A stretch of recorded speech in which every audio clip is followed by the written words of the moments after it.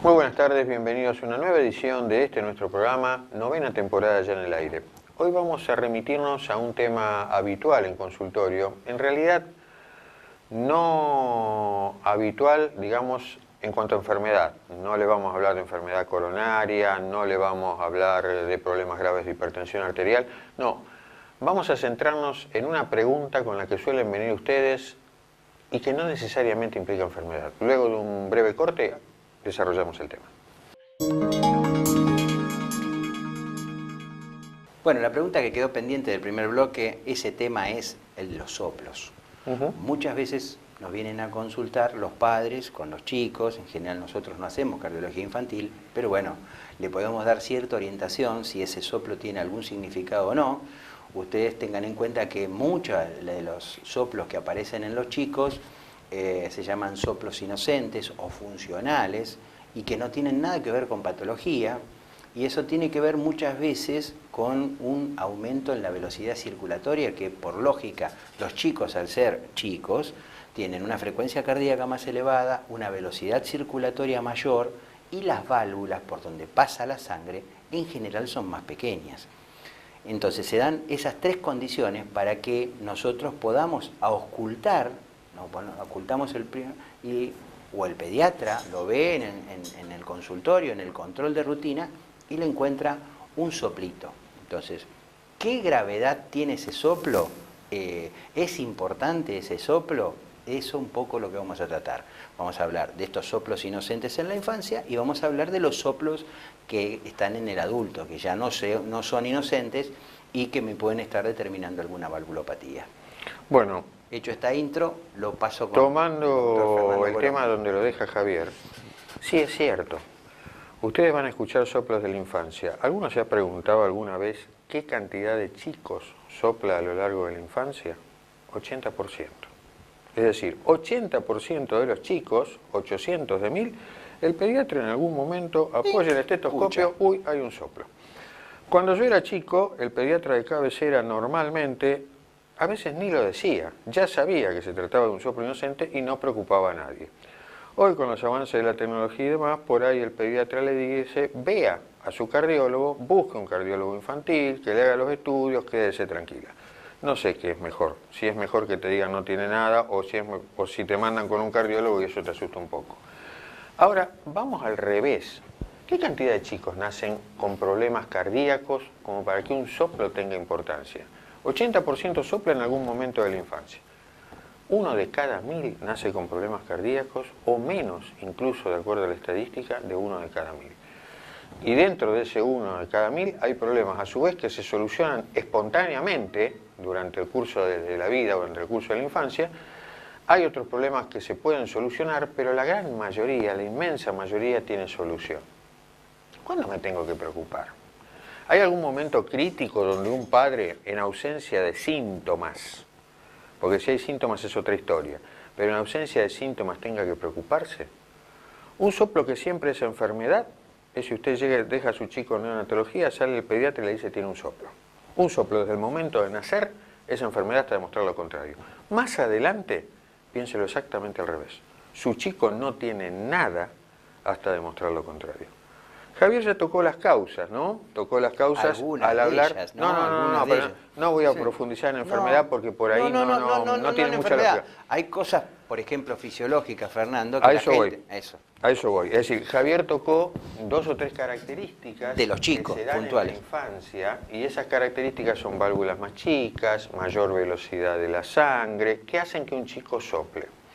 Ahora bien, en general, con los métodos diagnósticos de hoy, uno tiene los ecocardiogramas bidimensional y Doppler, que a uno le dan pautas sobre qué han sido esos soplos de la infancia, y a veces uno se encuentra con un adulto mayor donde conserva cosas de recién nacido y tiene soplos benignos también, pero ya de la edad. Es decir, las dos cosas son edad y sin embargo una viene de nacimiento y otra la ha desarrollado con el correr de los años. ¿Hay alguna otra situación donde un soplo pueda ser benigno? Hay varias. En principio hay algo que ustedes siempre preguntan en el consultorio que va errado. Mi hijo tiene un soplo, ¿se ve en el electrocardiograma? No, el electro no tiene nada que ver. Un soplo, como dijo Javier, un apoyo del estetoscopio, es un ruido que hace la sangre al pasar por una válvula, por una puerta, que se abre, se cierra conforme al latido cardíaco. Un electrocardiograma es una cosa totalmente distinta, donde la electricidad que el mismo corazón genera nos permite ver latido a latido. A lo sumo, lo más parecido que usted puede escuchar un soplo es cuando va a lo del cardiólogo, le apoyan un transductor en el pecho y ve su corazón latir en una pantalla de TV. Lo va a escuchar sonar también.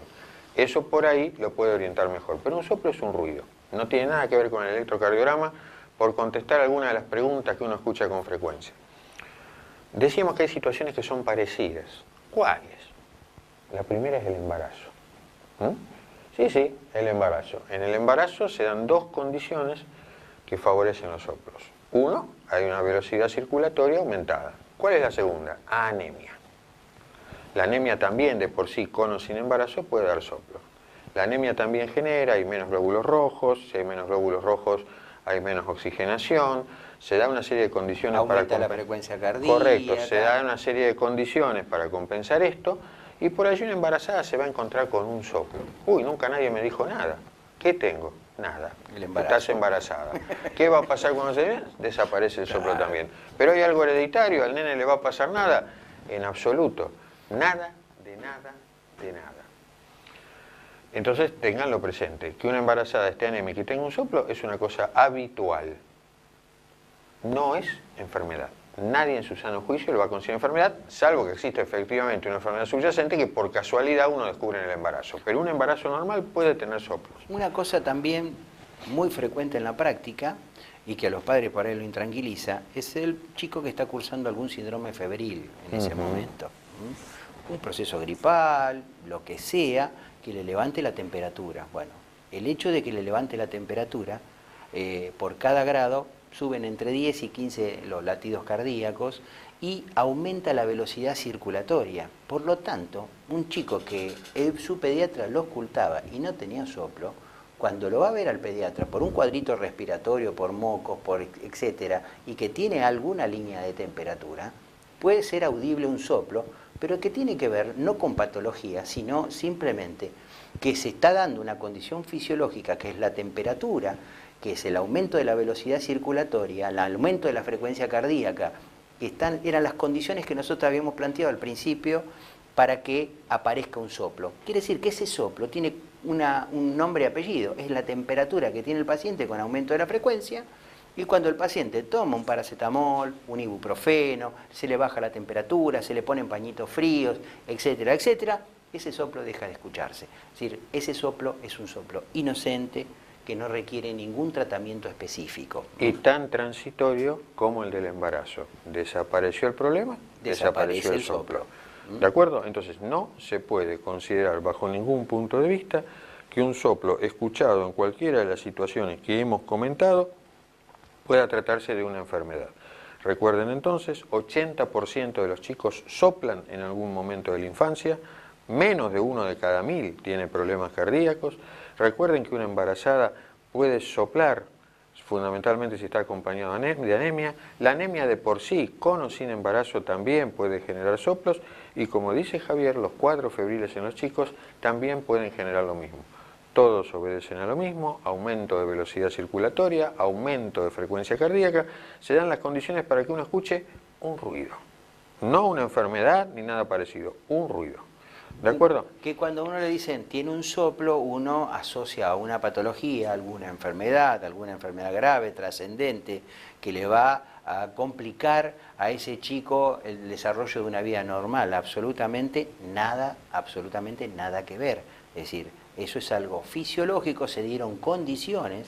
Primero ya la criatura tiene condiciones, y cuanto más chiquititos son, más rápidos son, más rápida es esa frecuencia cardíaca, más rápida la velocidad circulatoria y más chiquititas son las cavidades. Cuando va creciendo, obviamente que esas condiciones van desapareciendo y mágicamente por ahí un día lo oculta el pediatra y dice, uy, no lo escucho más el soplito. Que es lo habitual que ocurra por la incidencia que mostró Fernando, que el 80% tienen soplitos fisiológicos, así que eso es lo habitual. Y no hay que preocuparse ni magnificarlo. Ahora, hay determinados soplos que persisten después de los chicos y que uno requerirían hacer el ecocardiograma para tener un diagnóstico de certeza. A ver, si por ejemplo, vamos a hacer una cosa. Vamos a hablar de los soplos que sí tienen importancia en el segundo bloque. Vos me están haciendo señas, así que no toque el control remoto y vamos a ver cuáles son los soplos y cómo tenemos que actuar ante la presencia de un soplo llano, ¿no? En una criatura. Por ahí el traspaso de lo que es niño a adulto está en los 15 años. Cuando el chico cumple 15 años lo ve el cardiólogo de adulto, hasta los 14 lo ve el pediatra o el cardiólogo infantil. Ese es el corte. Así que vamos a ver en estos chicos de esos 15 años para adelante, ¿cuándo tiene importancia un soplo? Breve corte y continuamos con el programa. Quédense de cualquier manera con aquel diagnóstico inicial: soplos inocentes, soplos funcionales o soplos de crecimiento, como quieran llamarle. Esos son en general los de los chicos.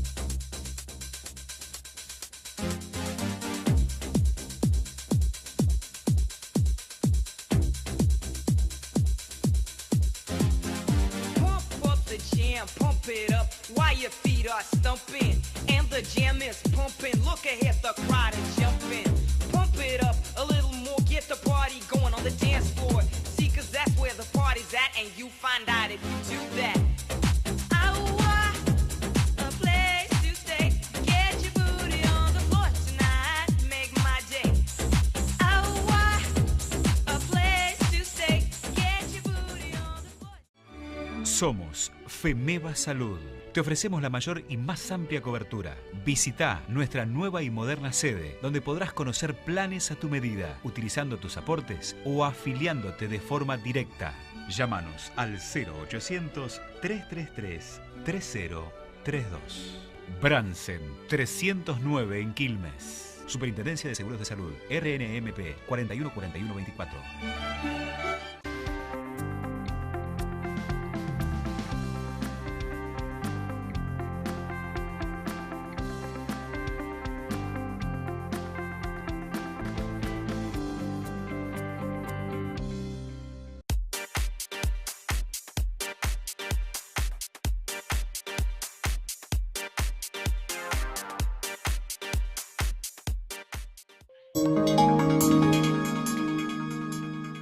Bueno, volviendo del corte, en la primera parte del programa, para los que nos sintonizan ahora, hablamos de los soplos inocentes, funcionales, que tienen que ver con que los chicos tienen una mayor velocidad circulatoria, unas cavidades pequeñas y un aumento en la frecuencia cardíaca, y me genera el pasaje a través de las válvulas un ruido que nosotros lo denominamos soplo, pero que no guarda relación con patología.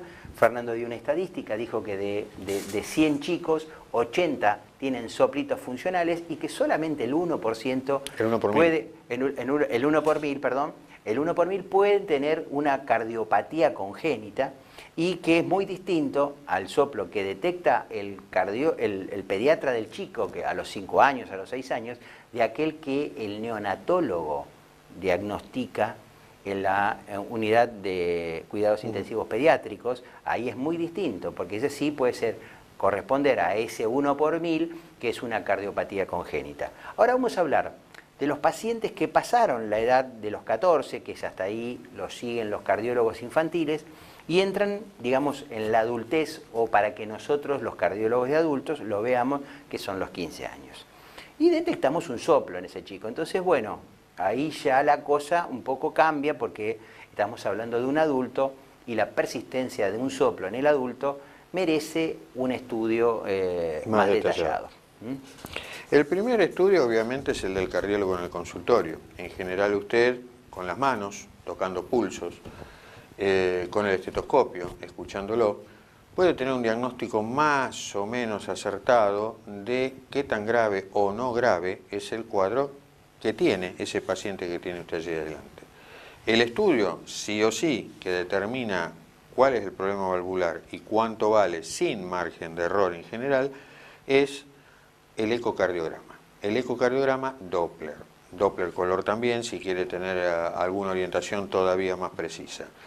Cuando persisten dudas, existe otra segunda posibilidad, que es el mismo ecocardiograma, pero asociado a una endoscopía, lo que nosotros llamamos ecocardiograma transesofágico. En este caso hay una suerte de endoscopio, muy pequeñito, muy cortito. Es una sonda chiquita, muy chiquitita, que en su punta tiene un traductor muy chiquitito, y como el esófago es un órgano que está pegadito al corazón, nosotros tenemos la posibilidad, a través de esa sonda que se coloca, que no deja de ser una sonda ecocardiográfica, de poder tener una imagen grandísima del corazón, de sus cavidades, de sus válvulas, de sus tabiques, que son los que pueden originarme patología.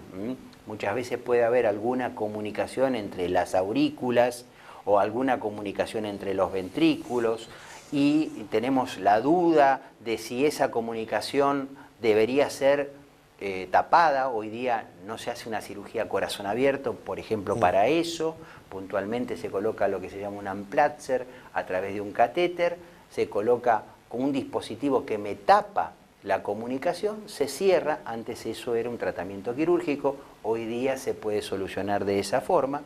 Pero bueno, esa es una herramienta que es muy importante, y después la vamos a retomar, esa herramienta, porque cuando hablemos de la patología de determinadas válvulas en las cuales nosotros ya tenemos que hacer un tipo de intervención quirúrgica, tenemos dos posibilidades hoy día, y después la vamos a tratar. Una es la cirugía corazón abierta, el recambio valvular, y otra es el TAVI. Después vamos a hablar de eso.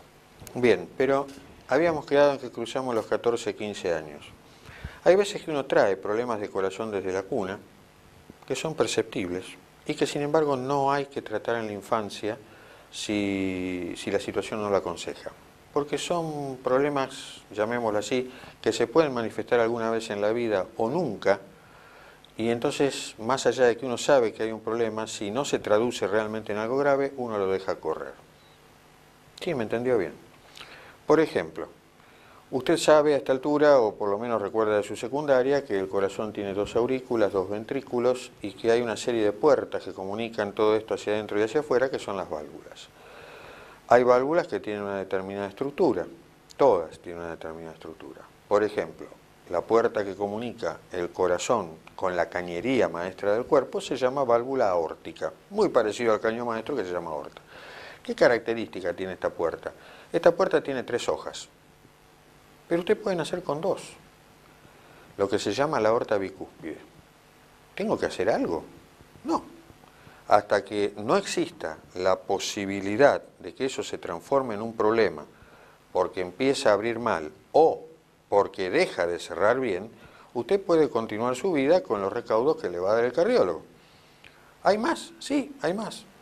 Puede ocurrir que la otra válvula, también del lado izquierdo, la que comunica el corazón, dentro del corazón, aurícula con ventrículo izquierdo, la mitral, tenga, digamos, un leve problema en el cerrado y deje filtrar algo de líquido, lo que se llama un prolapso de la válvula mitral, que tantas de ustedes, porque sobre todo es común en las mujeres, tienen, y que la mayoría de ustedes no tienen, por supuesto, medicado en absoluto, y que tal vez jamás se transforma en un problema. Mi madre murió con 81 años, con diagnóstico de válvula mitral, 6 embarazos arriba, con prolapso, y jamás tuvo un problema.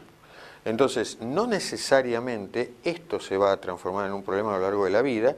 Entonces, esto puede correr a lo largo de la infancia, cruza uno a la adolescencia, llega a la edad adulta y tal vez se pueda alguna vez manifestar en un problema para el que hay que tomar medidas o no.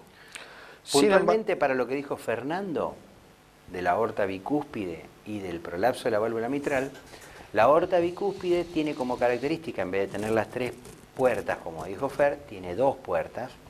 Por lo tanto, esa válvula tiene una tendencia a cerrarse mucho más rápido que lo que fisiológicamente ocurre con los años. Por lo tanto, alguien que tiene una aorta bicúspide, lo conveniente, para no volverse loco, es hacerse una ecografía por año, ir controlándolo, a ver si no hay compromiso de la apertura, si no hay depósitos importantes de calcio, porque al tener 2 válvulas eso se puede generar un exceso de depósito de calcio que compromete el funcionamiento normal de la válvula y probablemente esas aortas bicúspides con el tiempo, pasando muchos años, puedan tener que cambiarse. Sin embargo, para la aorta bicúspide y para algunos tipos de prolapso de la mitral, puede ocurrir una catástrofe que nos lleve a cirugía cardíaca muy rápido. Casi inmediata. ¿Cuál es esa catástrofe? Es una válvula que, al no ser normal, es sensible a las infecciones. ¿De dónde vienen las infecciones? Normalmente de la boca, pero no es la única posibilidad. Cualquier cosa que usted introduzca en su cuerpo, por ejemplo una endoscopía, o es sometido a algún tipo de cirugía en particular, puede trasladar bacterias a través de su circulación, a través de su sangre, y si estas bacterias anidan en esa válvula con problemas, entonces tenemos nada menos que una infección dentro del corazón que hay que resolver rápido. ¿Qué hacemos para evitarlo, Javier? Bueno, hay, por supuesto, en ese caso, nosotros hacemos lo que se llama profilaxis antibiótica. Por ejemplo, en las maniobras instrumentales, como decía Fernando, cuando uno se va a hacer un arreglo en la boca y sabe positivamente que va a estar varias sesiones en el odontólogo, lo conveniente es 1 hora antes de ir al odontólogo tomar un antibiótico, si no se es alérgico, algún antibiótico tipo amoxicilina, tomar 1 gramo, previo 1 hora antes de que le hagan las maniobras instrumentales en la boca, para evitar lo que dijo Fernando, que es el paso de bacterias que normalmente están en la boca, pueden pasar a la sangre. Eso se llama bacteriemia.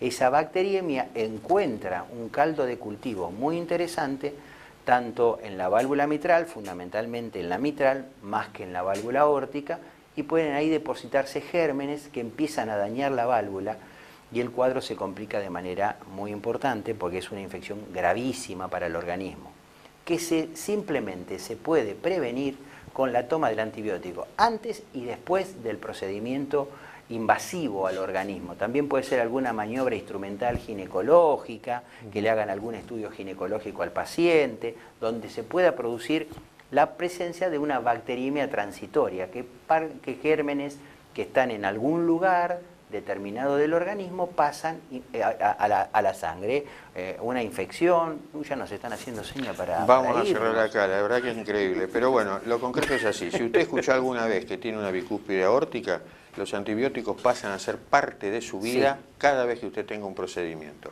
Si usted siempre consúltelo a su médico, obviamente, cómo tiene que hacer esa profilaxis. Ya le digo, 1 hora antes del procedimiento, un antibiótico tipo bactericida, en este caso amoxicilina o penicilina, el que ustedes quieran, pero bueno, su médico va a saber qué darles cuando ustedes le digan, tengo un prolapso en la válvula mitral o una aorta bicúspide, y el cardiólogo me dijo que ante cualquier maniobra que yo me haga o algún tratamiento en la boca, tengo que tener profilaxis. Entonces el odontólogo ya sabe que usted tiene que tomar 1 hora antes y medicarlo posteriormente al arreglo, con antibióticos también, para que justamente no se produzca esa bacteriemia. Entonces los gérmenes de la boca quedan en la boca y no pasan a la sangre y me podrían generar esta infección, que es gravísima porque muchas veces el tratamiento de eso, si bien hay antibióticos por vía endovenosa, es de difícil control y termina con un recambio valvular O sea, hay que cambiarle la válvula al paciente para terminar definitivamente de controlar la infección.